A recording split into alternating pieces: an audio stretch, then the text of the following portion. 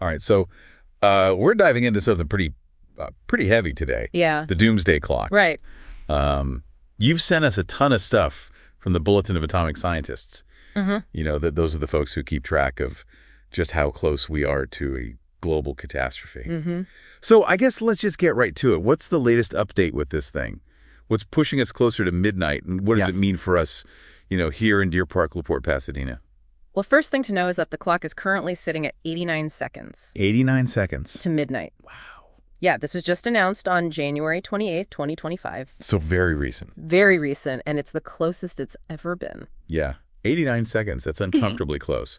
What's pushing us that close to the edge? Well, the Bulletin cites a whole range of threats. I mean, the war in Ukraine is obviously a major factor, Right. especially with the constant worry about nuclear escalation. Yeah. But they're also really sounding the alarm on climate change. Yeah. We're seeing the effects of that right here in Texas. Yeah, absolutely. With the increasingly intense hurricane seasons, extreme heat. Yeah. And it's not just these big global events, right? I mean, they mentioned pandemics too. Yeah. Specifically HPAI, avian influenza. Right. It's a reminder that, a new pandemic Right, yeah. could be just around the corner. Absolutely. Yeah. And then on top of all of that, there's this whole issue of disruptive technologies, like facial recognition software used for surveillance, Right. or CRISPR technology. Yeah. Both have incredible potential, but Huge ethical and societal. exactly. So we've got nuclear war, climate change pandemics, and these potentially disruptive technologies. It's a lot. It's a lot. It's a lot to process. But I think it's important to look at this within the historical context of the Doomsday Clock. Yeah. It was created back in 1947. Right. Initially focused solely on the threat of nuclear war. Mm-hmm. Seeing how it's evolved over time, I think can give us some perspective on our current situation.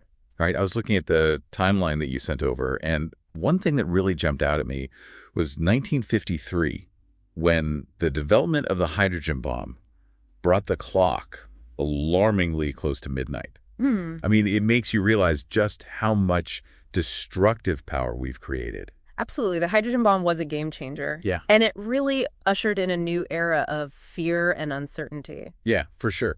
But, Yeah. It's not all doom and gloom. Right. I mean, the clock has moved backwards, too. Yeah. Like in 1991 with the end of the Cold War. Right. That was a time of great hope and optimism. A lot of hope. So the clock isn't just a tool to scare us. It also reflects positive change when it happens. Absolutely. I think that's an important point. Yeah. Now, climate change was added as a major factor in 2007. Yeah. That's when we really started to see the effects of climate change becoming more pronounced. Yeah, that was a pivotal year. Okay. A recognition that the threats to humanity were no longer just about nuclear war, Right. but about a complex interplay of factors, including our impact on the environment. Okay. So this doomsday clock is clearly not just some arbitrary gimmick. Yeah. It's a serious assessment of the risks we face put together by a credible group of experts. Yeah. But I think it's important to ask, is this just fear-mongering?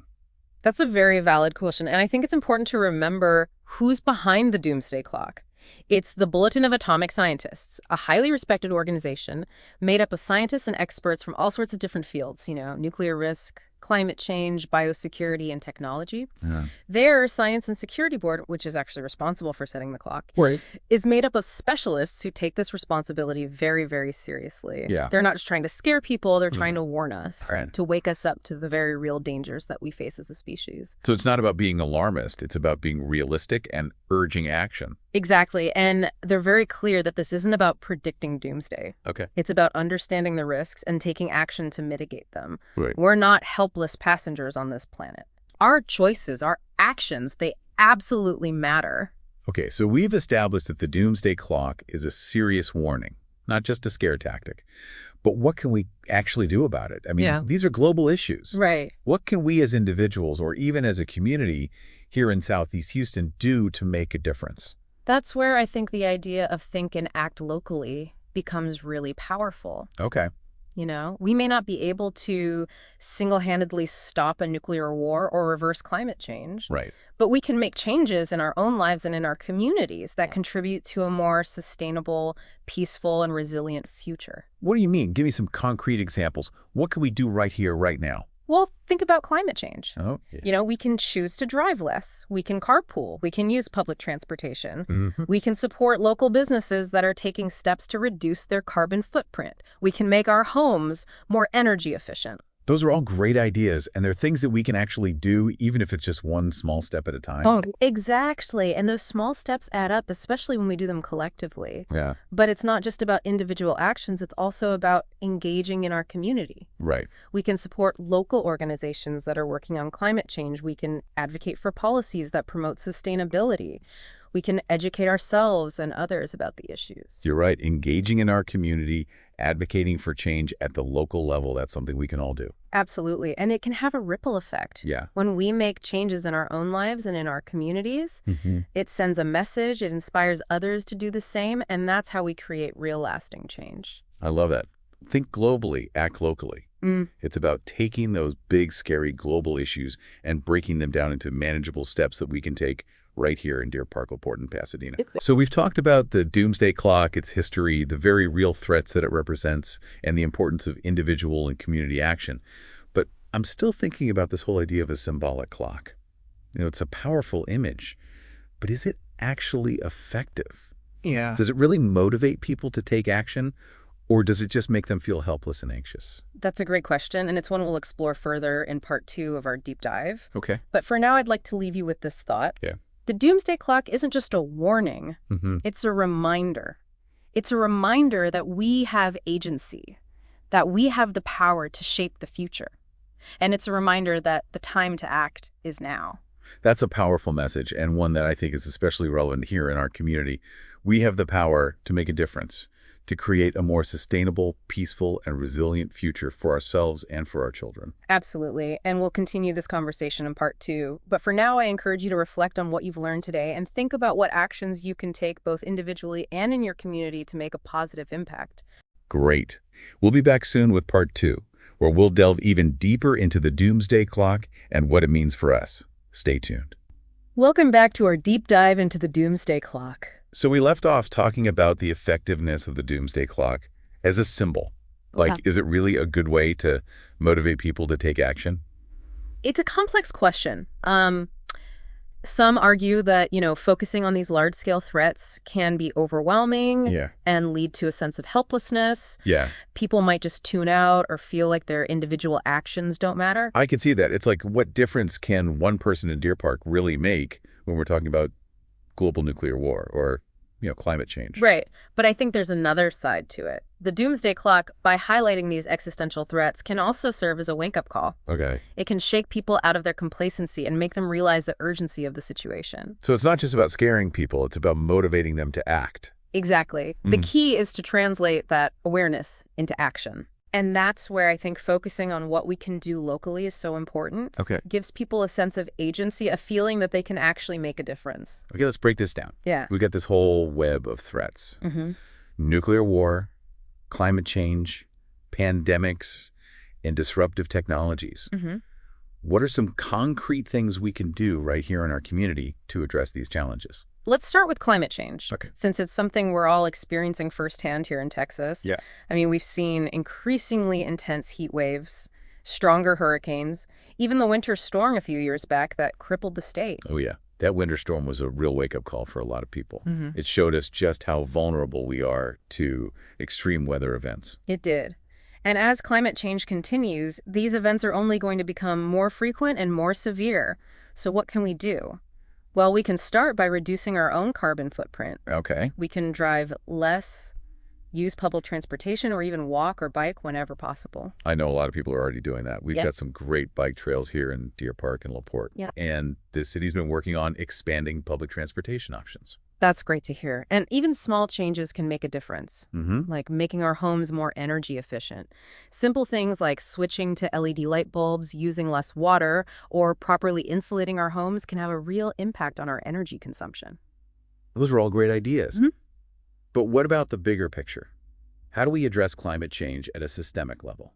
Well, we can start by supporting local initiatives and organizations that are working on climate change mitigation and adaptation. Okay. There are groups right here in our community that are planting trees, cleaning up our waterways, and advocating for policies that promote sustainability. Right.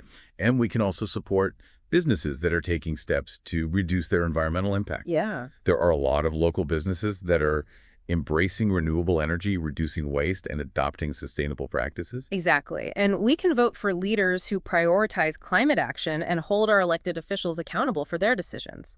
Remember, change starts at the local level. When we make our voices heard in our communities, it can have a ripple effect. Okay, so we've talked about climate change. What about nuclear war? It feels like that's a whole other level of threat, something that's almost too big to comprehend, let alone address. It's definitely a daunting issue, but I don't think we should just throw up our hands and say there's nothing we can do. Remember, the doomsday clock moved further away from midnight after the end of the Cold War. Right. That shows that diplomacy and disarmament efforts can work. So what can we do at the local level to promote peace and nuclear disarmament? Well, we can start by educating ourselves and others about the risks of nuclear weapons and the importance of diplomacy and conflict resolution. We can support organizations that are working to reduce nuclear stockpiles and prevent nuclear proliferation. Okay, I can see that. But it still feels like such a massive global issue. How do we even begin to tackle something like that from here in Southeast Houston? It's about shifting our mindset. Instead of feeling overwhelmed by the scale of the problem, we can focus on creating a culture of peace and understanding in our own community. We can support organizations that promote dialogue and understanding between different cultures and faiths. I see what you mean. It's about fostering a more peaceful and tolerant society, starting right here at home. Exactly. And it's also about recognizing that even small actions can have a ripple effect. When we promote peace and understanding in our own lives and communities, it can inspire others to do the same. And that's how we create a more peaceful world. Okay, we've talked about climate change and nuclear war. Yeah. What about pandemics? I mean, we're still dealing with the aftermath of COVID-19, and the threat of new and emerging diseases is always looming. What can we do to be prepared for the next pandemic? Well, a lot of the things we do to protect ourselves from COVID-19 are also effective against other infectious diseases. Yeah. Things like washing our hands frequently, covering our coughs and sneezes, and staying home when we're sick. Right, those basic hygiene practices are so important. They are, and we can also make sure we're up to date on our vaccinations. Vaccines are one of the most effective ways to prevent the spread of infectious diseases, not just for ourselves, but for our community as a whole. I know some people are hesitant about vaccines, but the science is clear. They're safe and effective. Absolutely. And they're not just about protecting ourselves, they're about protecting our community, especially those who are most vulnerable. So it's about individual responsibility, but also about community solidarity. It's about looking out for each other. Exactly. And that's a key part of building resilience, both at the individual and community level. Okay, so we've talked about climate change, nuclear war, and pandemics. What about disruptive technologies? It feels like technology is advancing so rapidly, and it's hard to keep up with all the potential risks and benefits. It is. And that's why it's so important to stay informed and engage in critical discussions about the impact of these technologies on our lives and our society. But how do we do that? I mean, it's Well- hard enough to keep up with our daily lives, let alone the latest developments in AI or biotechnology. It can be overwhelming, but there are resources available. We can follow reputable news sources, listen to podcasts like this one, and attend events and workshops on these topics. There are also local organizations that are working to raise awareness about the ethical and societal implications of emerging technologies. Right. And we can have conversations with our friends, family, and neighbors about these issues. The more we talk about it, the more informed we'll be and the better equipped we'll be to make decisions about how these technologies are developed and used. Absolutely. And we can also support organizations that are working to ensure that these technologies are developed and used responsibly and ethically. So it's about staying informed, engaging in critical discussions, and supporting organizations that are working to ensure that technology serves humanity, not the other way around. Exactly. And it's also about being mindful of our own technology use and how it might be impacting our lives and our relationships. Yeah, I know I'm guilty of spending too much time on my phone sometimes.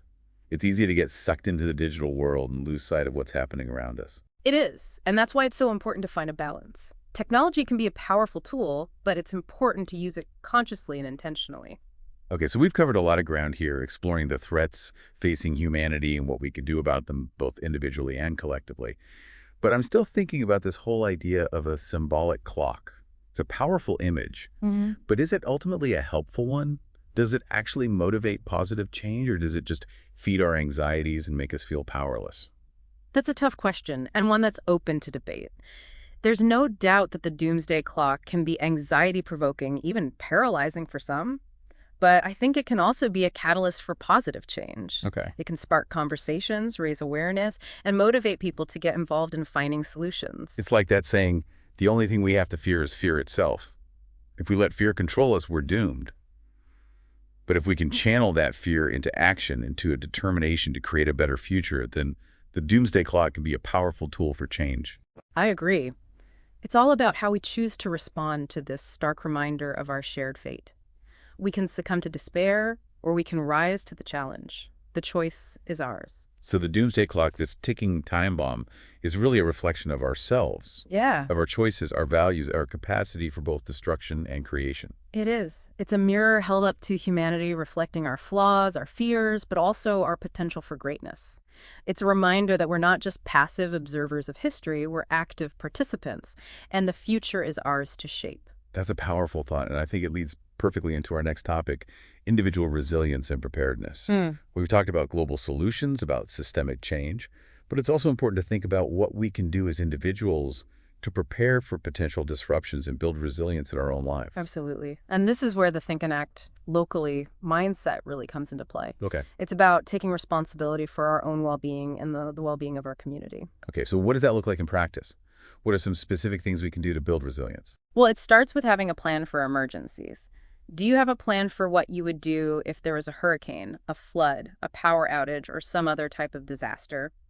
I have a vague idea of what I would do, but I haven't really put together a formal plan. That's something I would encourage everyone to do. It doesn't have to be complicated, but it's important to think through the potential scenarios and have a plan in place. What kind of things should be included in an emergency plan? Well, you should have a communication plan with your family or household members. Okay. Designate a meeting place in case you get separated and make sure everyone knows how to contact each other. That's a good idea. We often take communication for granted until it's gone. It's also a good idea to have an emergency kit with essential supplies like food, water, first aid supplies, flashlights, batteries, and a radio. Right. Those are all things we would need in an emergency situation. And think about any specific needs your family might have, like medications, baby supplies, or pet food. Good point.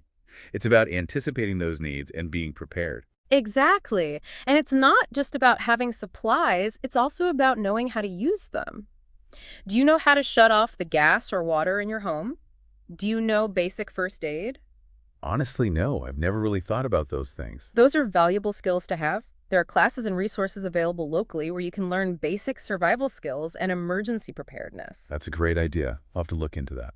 And building resilience isn't just about preparing for physical emergencies. It's also about building mental and emotional resilience.